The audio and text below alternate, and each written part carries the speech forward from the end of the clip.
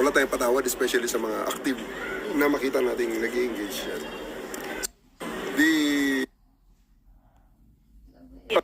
Ang nanay ko taga Dumangas, ang tatay ko taga Tigbawan. So, ako na nalipay nga nakabalik rin sa Iloilo.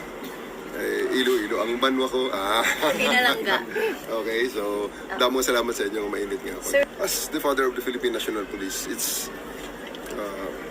just like any father, just like many fathers, or if not all fathers, ang akon lang gusto sa atong kapulisan nga matatap sila sa maayo kag mapaayo ang atong serbisyo, and also tanawon ta ang ilang personal circumstance nga ma-improve man naton ang ilang lot in life.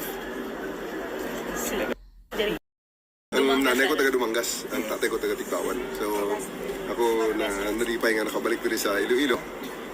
Iloilo, ang banwa ko, Pinalangga. Okay, so damo salamat sa inyo, mainit nga ako. As the father of the Philippine National Police, it's just like any father, just like many fathers, or if not all fathers, ang akon